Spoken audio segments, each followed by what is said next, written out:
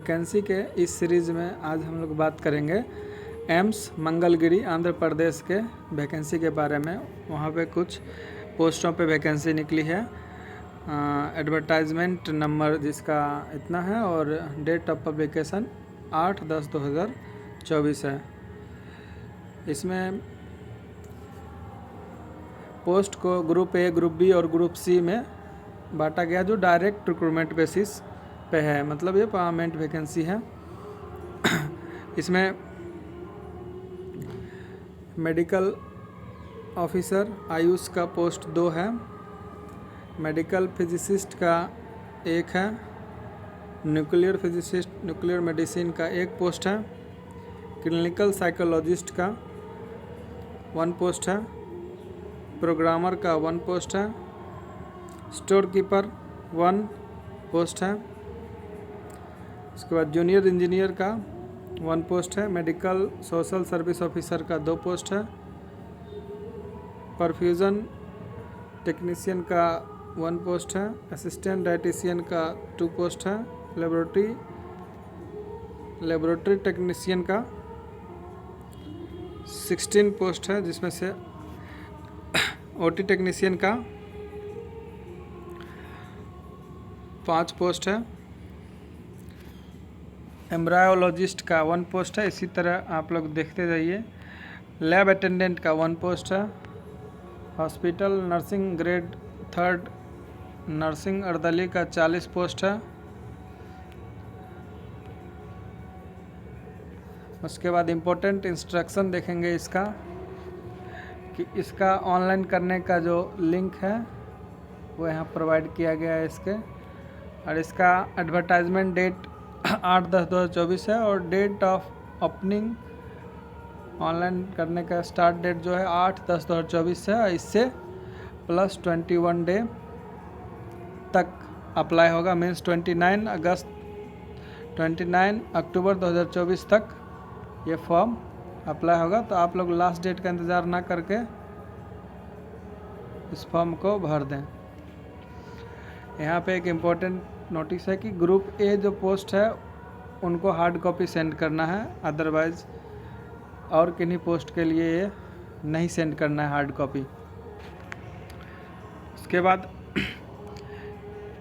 Cut off date जो है इसका, लास्ट डेट ऑफ एप्लीकेशन है जो 29/10/2024 तक इसका कट ऑफ डेट है, चाहे वो एजुकेशनल क्वालिफिकेशन का हो चाहे एज का हो।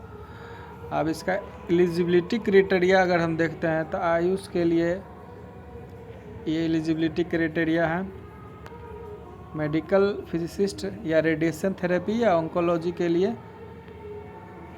ये एलिजिबिलिटी क्राइटेरिया है, मेडिकल फिजिशियन न्यूक्लियर मेडिसिन के लिए MSc न्यूक्लियर मेडिसिन और RSO लेवल 3 सर्टिफिकेट होना चाहिए।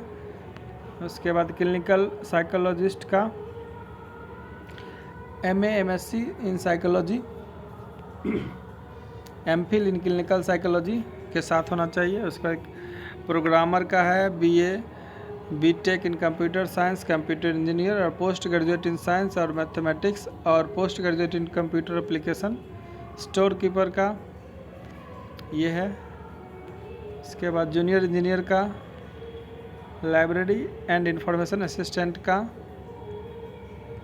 बैचलर डिग्री चाहिए लाइब्रेरी साइंस और लाइब्रेरी एंड इंफॉर्मेशन सर्विस में। उसके बाद medical social service officer grade 2 के लिए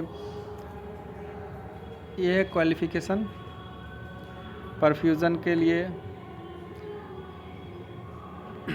ये है, असिस्टेंट डाइटिशियन के लिए MSc फूड एंड न्यूट्रिशन में होना चाहिए, टेक्नीशियन लेबोरेटरी टेक्नीशियन के लिए BSc MLT होना चाहिए और 5 ईयर का एक्सपीरियंस होना चाहिए, और DMLT में 8 ईयर का एक्सपीरियंस होना चाहिए। DMLT के साथ 8 ईयर का एक्सपीरियंस और BSc MLT के लिए 5 ईयर का एक्सपीरियंस होना चाहिए।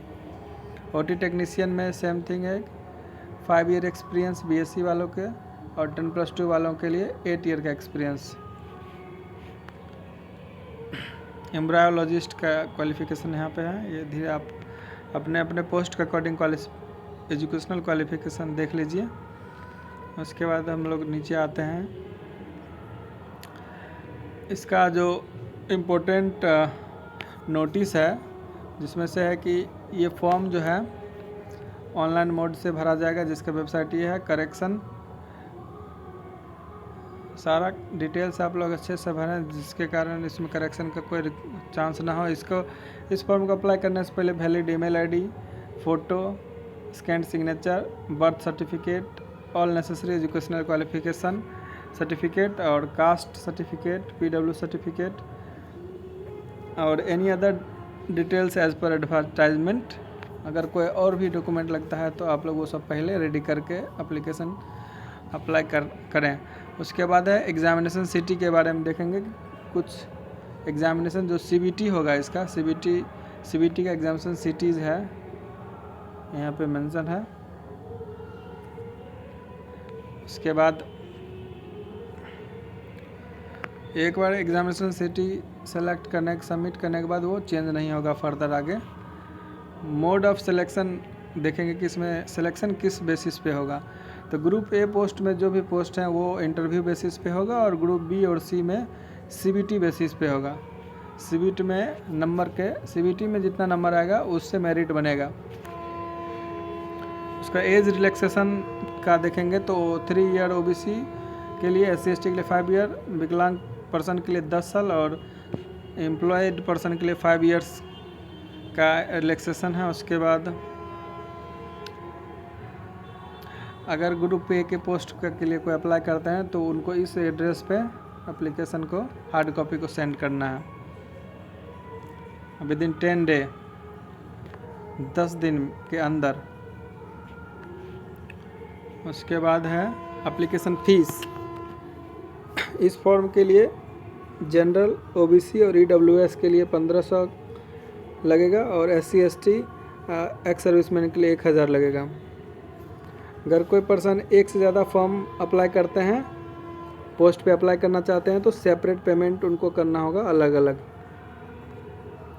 SC/ST कैंडिडेट जो अपेयर होंगे एग्जामिनेशन में, उनको जिस मोड से पेमेंट कटा है उसी मोड से पेमेंट रिटर्न कर दिया जाएगा।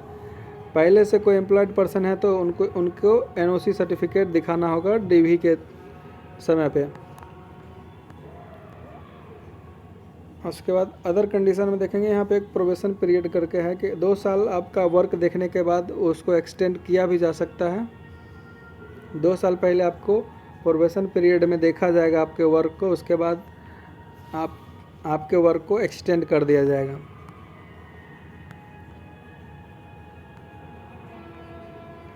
अगर इस फॉर्म से रिलेटेड कोई क्वेरी हो तो इस मेल पे आप कांटेक्ट कर सकते हैं। धन्यवाद।